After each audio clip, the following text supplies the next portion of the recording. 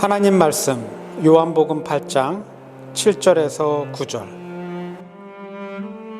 그들이 다그쳐 물으니 예수께서 몸을 일으켜 그들에게 말씀하셨다. 너희 가운데서 죄가 없는 사람이 먼저 이 여자에게 돌을 던져라. 그리고는 다시 몸을 굽혀서 땅에 무엇인가를 쓰셨다. 이 말씀을 들은 사람들은 나이가 많은 이로부터 시작하여 하나하나 떠나가고 마침내 예수만 남았다. 그 여자는 그대로 서 있었다. 아멘.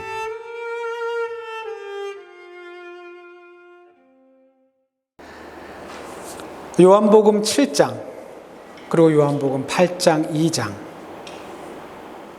각 장의 시작을 알리는 이 두 구절의 말씀은 아무런 연관성도 없고 전혀 어울릴 것 같지도 않습니다. 그러나 이 두 구절의 말씀은 강한 대조를 이룹니다. 그리고 더 나아가 알 수 없는 긴장감도 만듭니다. 그 뒤에 예수께서는 갈릴리로 두루 다니셨다. 유대 사람들이 자기를 죽이려고 하였으므로 유대 지방에는 돌아다니기를 원하지 않으셨다. 요한복음 7장 1절은 유대인들과 예수님 사이의 관계가 심각할 정도로 악화되었다는 것을 알려주고 있습니다. 여기서 언급된 유대 사람은 유대 지방에 사는 유대인들입니다. 유대 지방. 북왕국 이스라엘의 수도 사마리아에 사는 유대인들이 아닙니다. 그리고 저 이스라엘의 북단 갈릴리 땅에 사는 유대인들도 아닙니다. 여기서 언급된 유대인들은 바로 야훼 신앙의 중심인 예루살렘 성전이 있는 남왕국 유다 영토에 살고 있는 유대인들입니다. 이들은요, 이스라엘의 정치, 경제, 그리고 여론을 통제하며 관리할 수 있는 굉장히 힘 있는 사람들입니다. 요한복음 7장 1절은 바로 이들과 예수님 사이의 관계가 이제 회복, 불능의 상태가 되었다고 알려주고 있습니다. 하지만 요한복음 8장 2절, 다음날 이른 아침에 예수께서 또다시 성전에 나타나셨다. 예루살렘 성전, 예수 그리스도를 혐오하는 것을 뛰어넘었습니다. 이제 이들은 예수 그리스도를 죽이려고 합니다. 예루살렘 성전, 예수 그리스도를 죽이려는 사람들로 가득한 곳입니다. 그러나 예수님 또다시 그곳에 갑니다. 자신을 미워하는 사람들로 가득한 그 불편한 곳을, 어쩌면 숨 쉬는 것조차 감시당할 것 같은 그 거북한 곳을 예수님은 또 갑니다. 그리고 또다시 그곳에서 그분은 하나님의 말씀을 전합니다. 유다 지방의 유대 사람들, 이 기회를 놓치지 않습니다. 나사렛 예수의 명성을 확실하게 망가뜨릴 수 있는 이 기회를 그들은 놓치지를 않습니다. 불륜 현장에서 발각된 한 여성을 잡습니다. 그리고 그 여성을 예수님 앞으로 그들은 끌고 옵니다. 모세의 율법에 따라 남녀를 함께 붙잡아야 합니다. 그리고 남녀 모두에게 벌을 주어야 합니다. 근데요, 오직 사회적 약자에 해당하는 여성만 잡아서 예수님 앞으로 끌고 옵니다. 예수님이 왜 남자를 잡아 오지 않았는지 묻지 않습니다. 안 물으세요. 예수님은 그들이 죄 지은 남자를 잡아오지 않을 것을 미리 아셨을 겁니다.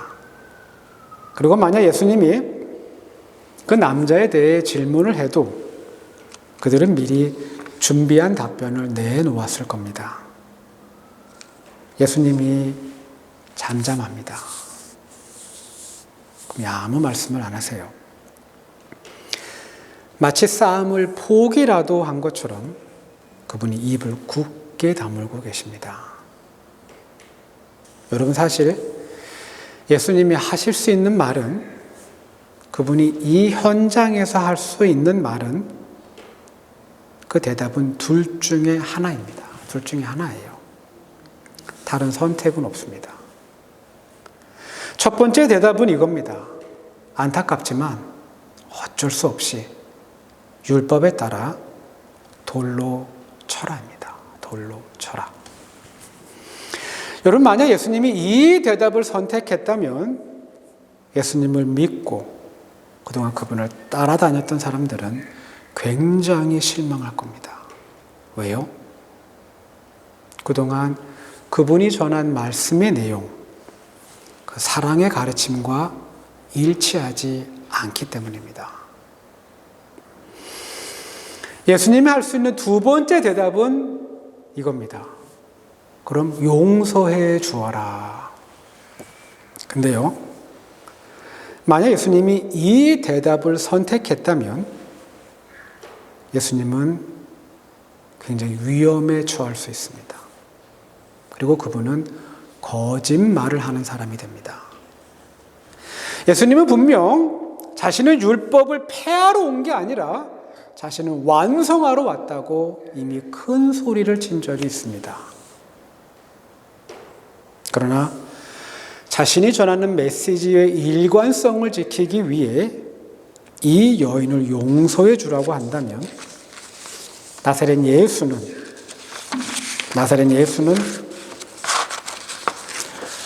율법을 지키지 않는 사람, 율법을 파괴하는 사람이 됩니다. 유대 지방에 사는 유대 사람들, 예수님을 무너뜨릴 수 있는 확실한 함정을 판 것처럼 보입니다. 그러나 몇 초 아니면 몇 분의 시간이 지난 뒤 성전에 모인 유대 사람들은 예수님으로부터 그들이 전혀 예상할 수 없었던 예수님의 답변이 아닌 그분의 한마디의 제안을 듣게 됩니다. 너희 중에 누구든지 죄 없는 사람이 먼저 저 여자를 돌로 쳐라. 우린 이제 예수님이 제안한 이 말씀을 가만히 살펴볼 필요가 있습니다. 여러분, 예수님의 말씀을 가만히 살펴보면 우린 순서가 중요하다는 걸 알게 됩니다. 순서. 아무나 막 이 여인에게 돌을 던져서는 안 됩니다. 막 돌을 던져서는 안 돼요. 돌을 던지는데 순서가 있습니다. 순서. 죄가 가장 없다고 생각하는 사람부터 돌을 던져야 합니다. 물론 자신에게 조금의 죄가 있다고 판단하는 사람들도 돌을 던질 수는 있습니다. 근데요, 먼저는 아닙니다. 먼저는 아니에요. 나중에 돌을 던져야 합니다. 나중에. 순서를 기다린 후에 돌을 던져야 합니다. 그러나 시간이 가도, 한참의 시간이 흘러도 아무도 돌을 던지지 못합니다. 요한복음은 이 사건의 결과를 매우 정확하고 그리고 의미 있게 기록했습니다. 요한복음 8장 9절입니다. 그들은 이 말씀을 듣자 나이 많은 사람부터 하나하나 가버리고 마침내 예수 앞에는 그 한가운데에 서 있던 여자만이 남아 있었다. 돌을 던질 수 있는 순서는 죄가 가장 없는 사람부터였습니다. 그죠? 그러나 손에 움켜잡고 있던 그 돌을 끝내는 던지지 못하고 현장을 떠난 순서는 나이가 많은 사람부터입니다. 나이가 많은 사람. 나이 든 사람부터 이 여인에게 돌을 던지지 못하고 먼저 현장을 빠져나갑니다. 왜 나이 든 사람부터 돌을 던지지 못하고 떠났을까? 나이가 많다. 나이를 먹고 있다. 나이가 들고 있다. 어쩌면 나이가 많은 사람의 다른 말은 이 문맥에서 보면 죄가 가장 많은 사람을 의미할지 모릅니다. 요즘 느끼는 거지만 세월의 길이만큼이나 우리가 짓는 죄의 무게가 점점 더 무거워지는 걸 느낍니다. 전도서 1장 1절은 이 글이 누구의 글인지 우리에게 매우 분명하게 알려줍니다. 다윗의 아들, 예루살렘 왕, 전도자의 말이다. 전도서의 저자는 다윗의 아들 바로 솔로몬입니다.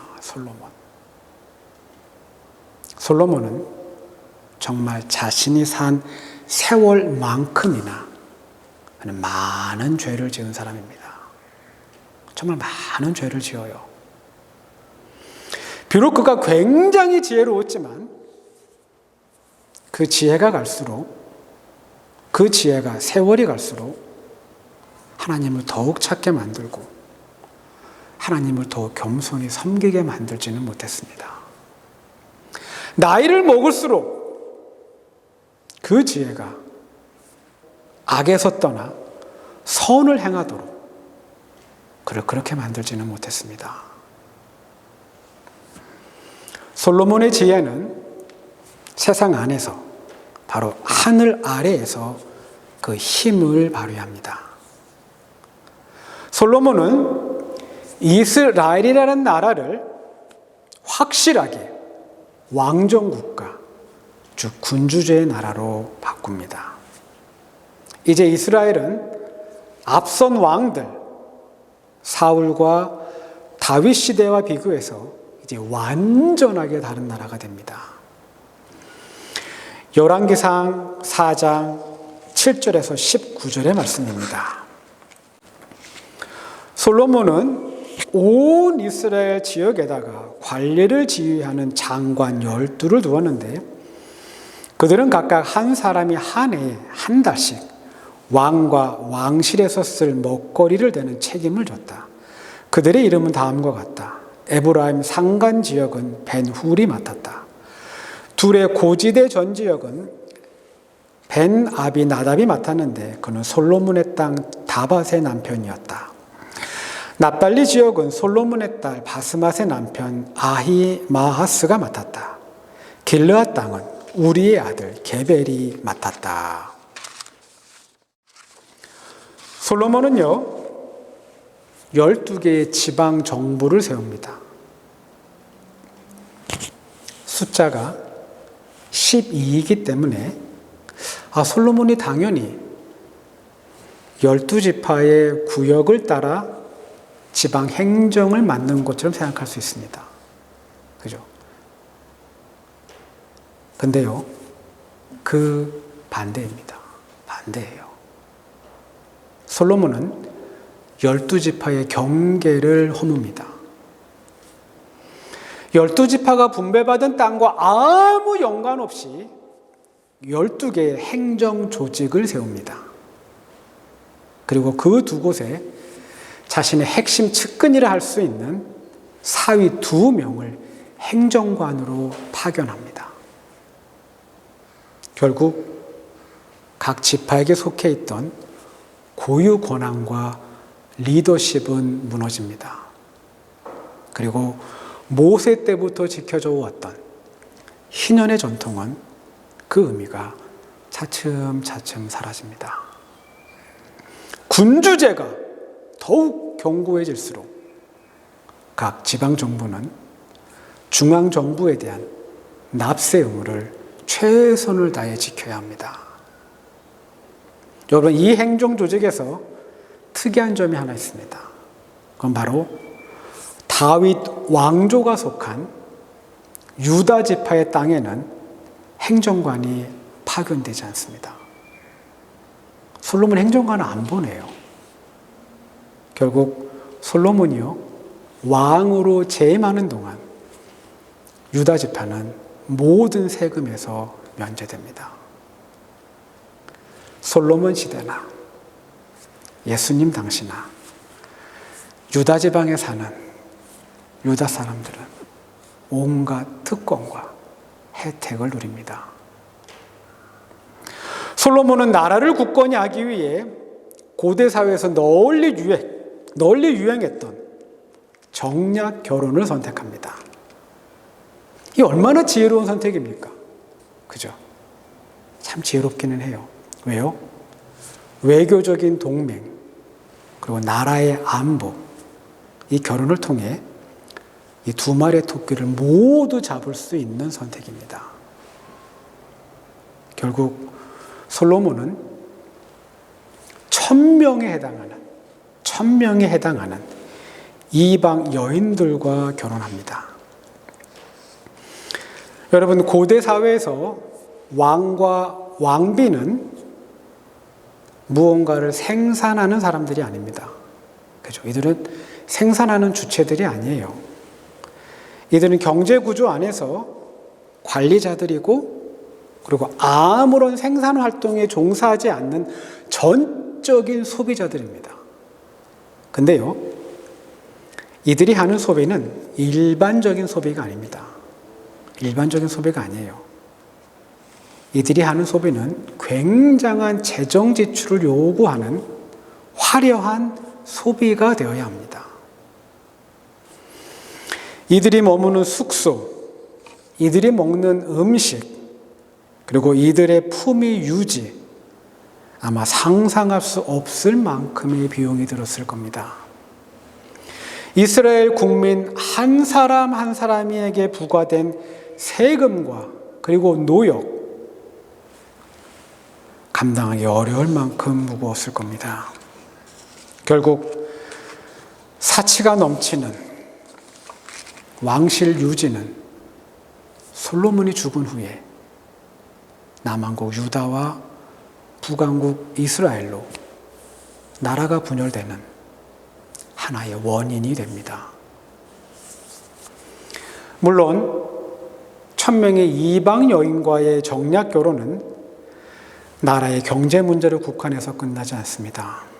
가장 심각한 문제는 나라 전체의 도덕, 윤리, 그리고 신앙이 무너지는 결정적인 계기가 됩니다. 열왕기상 11장 4절에서 9절의 말씀입니다. 솔로몬이 늙으니 그 아내들이 솔로몬을 꾀어서 다른 신들을 따르게 하였다.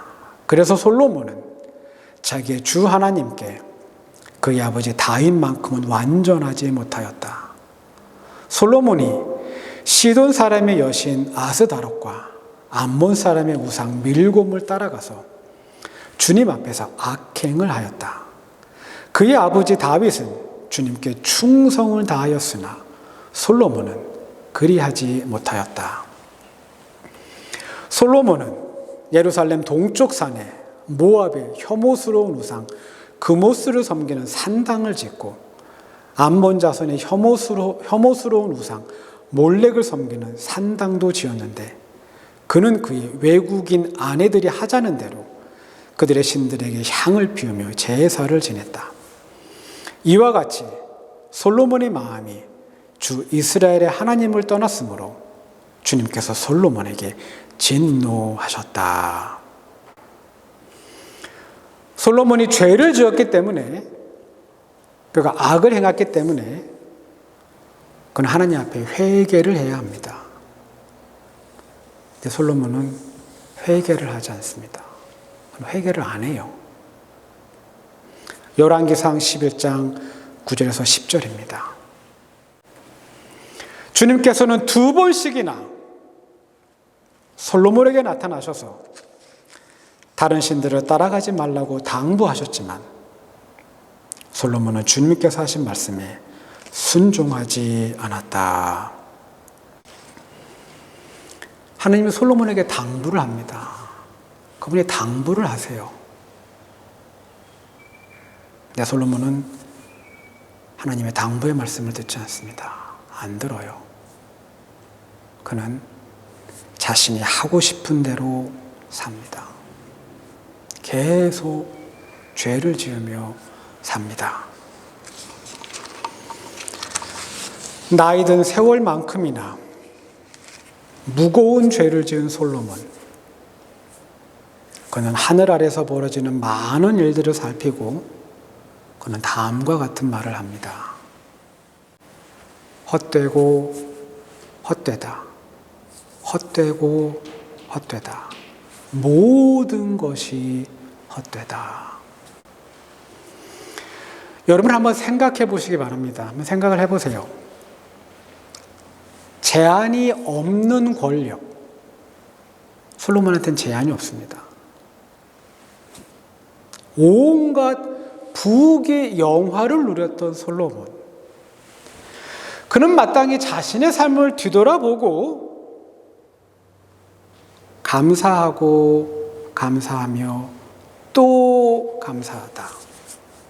모든 것이 감사하다. 그는 이렇게 고백을 해야 합니다. 그는 이런 고백을 해야 해요. 그러나 그는 감사하다는 말 대신에 모든 것이 헛되다고 말합니다. 나이가 듭니다. 그리고 죄가 쌓입니다. 결국 삶은 헛된 것으로 채워집니다. 하늘 아래에서, 이 하늘 아래에서 시간이 흐를 때 욕심대로 세상이 원하는 방식대로 살다 보면 여러분 우리의 삶은 무의미하고 불필요한 것들로 채워질 수 있습니다. 나이를 먹을수록 그 우리의 죄가, 그 죄의 무게가 점점 더 무거워질 수 있습니다.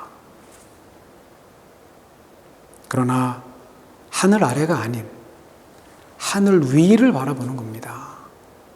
하늘 위를 소망하면서 하나님의 마음을 알고 하나님의 뜻대로 살기 위해 최선을 다한다면 여러분 우리의 삶은 헛되고 헛되며 또 헛된 것으로 채워지는 것이 아니라 감사와 은혜로 채워질 수 있습니다.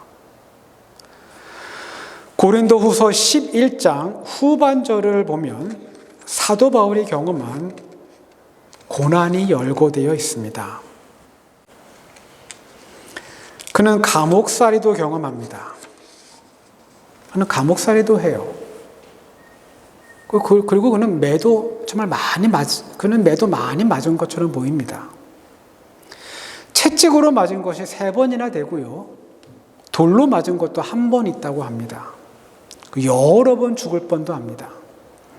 타고 가던 배가 풍랑을 맞았는지 배가 침몰을 해서 그는 망망대해에 3번이나 떠있기도 했다고 합니다. 먼 거리를 걸어서 갈 때 그는 강도의 위협, 낯선 사람들의 위협, 그리고 사기꾼들의 위협도 경험합니다. 잠도 제대로 못 잤고 줄이고 목마르며 굶었고 그는 추위에 떨었습니다. 사도 바울이 예수 그리스도의 복음을 전하기 때문에 그가 겪은 고난들입니다. 여러분, 이 정도의 고난을 겪었으면 사람들이 바울을 대단한 사도로, 그렇죠? 그리고 예수님의 진정한 제자로 인정을 해 주어야 합니다.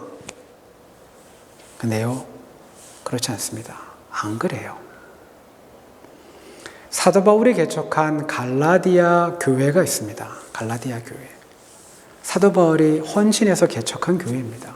근데요, 이 갈라디아 교회 교인들은 사도 바울을 향해 그가 거짓 복음을 전한다고 비방을 합니다. 거짓 복음을 전한다. 죽도록 고생해서 아무것도 얻지 못하고 욕만 먹었다면 여러분, 사도 바울도 어떻게 고백해야 합니까? 모든 것이 헛되고 헛되다. 그는 이렇게 고백을 해야 합니다. 근데요, 사도 바울은 아닙니다. 그는 이렇게 고백을 하지 않아요. 디모데전서 15장 10절입니다. 나는 하나님의 은혜로 오늘의 내가 되었습니다. 나에게 베풀어 주신 하나님의 은혜는 헛되지 않았습니다. 나는 사도들 가운데 어느 누구보다도 더 열심히 일하였습니다. 그러나 이렇게 한 것은 내가 아니라 나와 함께 하신 하나님의 은혜입니다. 우리가 나이가 들수록 하늘 아래에 관심을 두는 게 아니라 우리는 하늘 위에 소망을 두어야 합니다. 하늘 위. 왜요? 우리의 삶이 헛되지 않을 수 있기 때문입니다. 비록 우리가 어려움을 만나고 고난을 겪어도 죄를 짓지 않는 겁니다. 죄를 멀리 하는 겁니다. 그리고 하나님 보시기에 최선을 다해 바르게 사는 겁니다. 만약 우리가 이런 식으로 삶을 살아간다면 우리의 삶은 헛된 것으로 채워지지 않을 겁니다. 우리의 삶은 하나님이 베푸시는 은혜로 채워질 수 있습니다. 우리의 삶은요, 시작과 끝이 있습니다. 여러분과 저의 삶은 태어났듯이 끝도 있습니다. 언젠가 우리의 삶의 마지막은 올 겁니다. 끝이 가까워질수록 우리가 나이를 한 해 한 해 먹을수록 소망하기는 죄의 무게는 가벼워지고 은혜와 감사의 경험이 더 깊어지기를 소망합니다. 기도합니다. 나의 평생에 단 한 가지 소원 주의 아름다우신